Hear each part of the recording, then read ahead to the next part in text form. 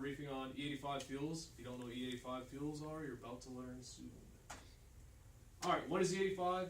E85 is pretty much, it's an ethanol-based fuel. So the 85 stands for 85% ethanol, 15% conventional. So pretty much, for example, they make E85 with corn, pretty much it's distilled. It's like a wheat product. They use sugar. Australia uses like pretty much dough. I don't know why, but it's all different. Ethanol, like it says, it's created from fermented crops. Ethanol fuels, E stands for ethanol, so there's type of blends, E25, E15. E25 is 25% ethanol, so it's 75% conventional fuels. The reason they made E85 was George Bush was a big push for it in the United States when oil prices were really high. They decided to come up with an idea to get jobs in America. So they took corn manufacturing plants. They went from 50 corn manufacturing plants in 2003, and then in 2007 they had 100 corn manufacturing plants to pretty much make E85 and stuff like that. He was a big supporter of it because it burns cleaner, so they say, but later on the slides I'll show you why it doesn't burn cleaner. Why is E85 used? Pretty much, like I just said, oil dependency. It lowers our need for crude oil from foreign countries.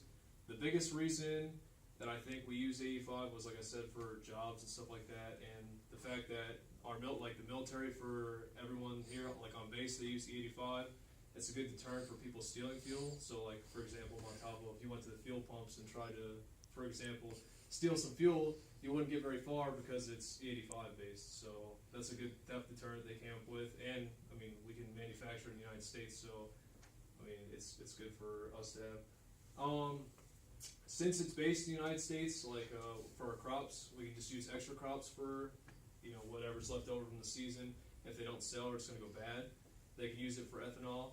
The biggest downside to using E85 crops, like for corn, for example, like let's say you go to the store and you want to buy some corn. It used to be $1. Now E85, if it goes through, everyone uses it, it increases price for your corn. So it'll be $2, $3, etc., which is a negative effect because obviously it costs more to eat and we have more people every day. So another reason E85 is used because they get tax credits. For example, GM came out with their flex fuel cars. The EPA came out with a standard you had to get 25 miles per gallon, and anything that fell under 25 miles per gallon they got a fine for. So like for the Tahoe, for example, it got 17 miles per gallon. But what the EPA, what E85 does is they only claim 15% of the gas. So for example, like it gets 17 miles per gallon, but E85 is 85% of the fuel. So on paper, they only use 15%, which comes out to 40 miles per gallon. So it's kind of a loophole. They cheat the system, even though, I mean, it didn't really work as well. It's still picking up though. Advantages of using E85, it's a better burning fuel. So for example, like your high end for fuels like premium is 93 octane. E85 actually is 100 to 105 octane. So it's good for like Formula One, NASCAR, MotoGP is about to go to it, so it's good for performance vehicles. GM and other manufacturers came out with it for their flex fuel, so pretty much all the ECU does is it determines what ethanol content versus like conventional gases in the car, so it'll just reprogram the computer to run on ethanol, which is, it's a nice alternative. Disadvantages of E85, which are quite a lot. Even though it burns cleaner, you get less miles per gallon. So, like, let's say you drive, for example, a Honda Civic, they got 35 miles a gallon. If it was E85, it'd only get 25 miles per gallon around there. Even though it's a cleaner burning fuel, when you burn 35% more of it, it's equally as bad for the environment. So it kind of negates the fact of, hey, E85 is better for the environment, because it's not, because you burn more of it.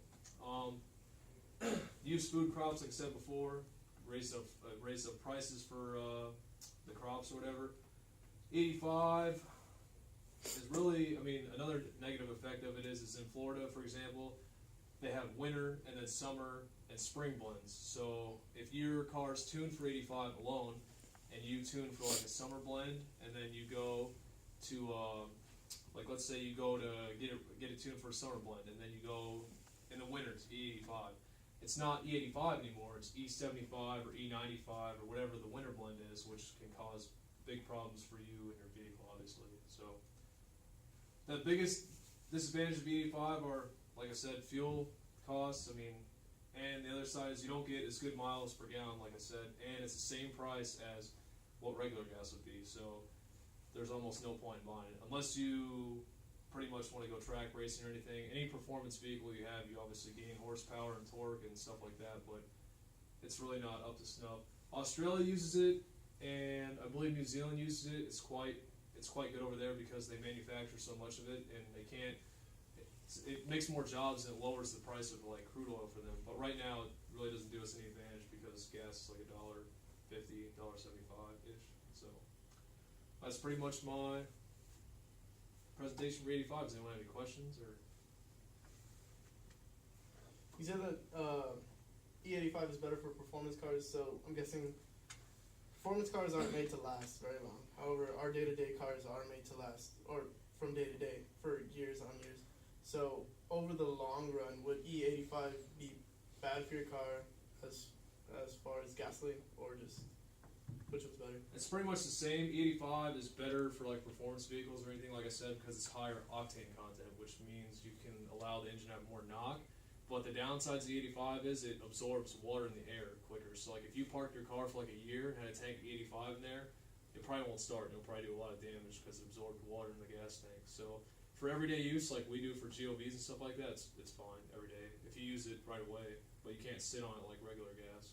So but that's about it. Thank you for coming to my E85. Appreciate it.